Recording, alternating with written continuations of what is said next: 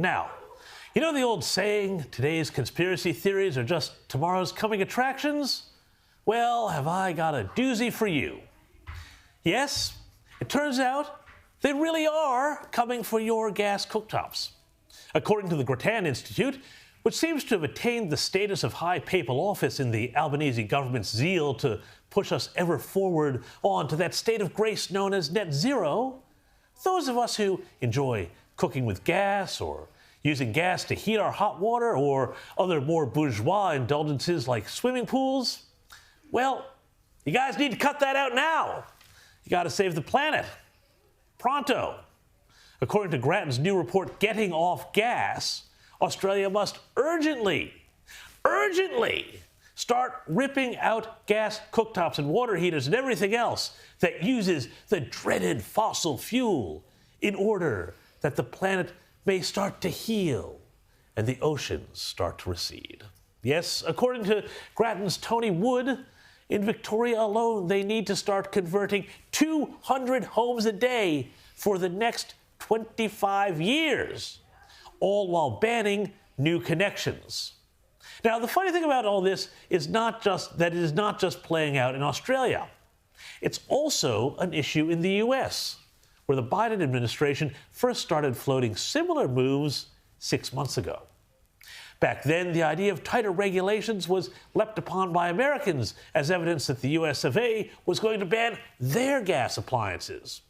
Of course, the people who complained were promptly labeled conspiracy theorists, of course, or called weird culture warriors who had crazy ideas like, I don't know, the government should get the hell out of their kitchens. Turns out those people were right. And the same thing is happening here with the states pushing to ban even as the US House passed a ban on the bans. Meanwhile, here in Australia, well, the war on choice and everything that works and is fun to use continues apace. While the push to get rid of gas is now on, it is only the start. A month ago, the Climate Council announced that not only must all of us here in Australia switch to electric cars, but we must also use them half as much. This follows on from the World Economic Forum's call, yeah, you knew that was coming, for less car usage last year. So, is it a conspiracy? Maybe, maybe not. But, just gonna say this, sometime in the future, you're there waiting for your electric bus outside a government insect protein station to take you back to your official eco-living pod where you can eat the bugs. Maybe you'll remember this chat and think, gosh, if only we'd done something. Now, I've got lots and lots to get through tonight with my panel. Joining me is former Liberal Party Vice President Teena McQueen and former Labour Minister Stephen Conroy. Teena, Stephen, thank you so much for joining me tonight. Now, Teena, you would have heard me talk about the left's obsession with scaring everyone away from gas. What do you think about all of this? I think you're absolutely right. And it's quite serious, James. Everyone has to push back now. Just don't accept this thing. And, of course, Albanese is going to follow Biden's rule of law, so we have to really push back. I mean, my wok is going to work too well on anything other than gas, James, let me tell you. No, it's a serious matter, and we've got to push back very hard. Well, Stephen, I want to throw to you on this because I remember, I'm just showing my age here, but I remember when the left wanted to keep government out of our bedrooms. But now they want into the kitchen? How does that work?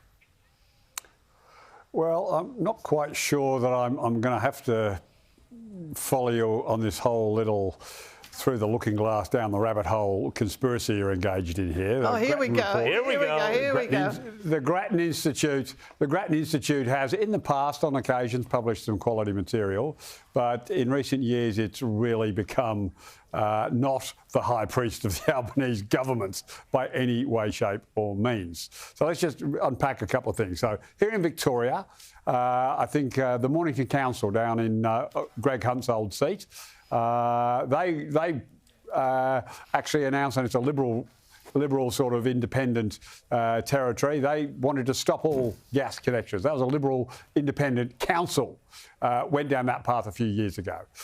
Secondly, the Albanese government has consistently voted against and refused to support all the Green motions trying to stop gas development, gas mines or gas fields, and the Greens have attempted to block them repeatedly, and Albanese government has refused. Albanese has made it clear that gas is part of the transition.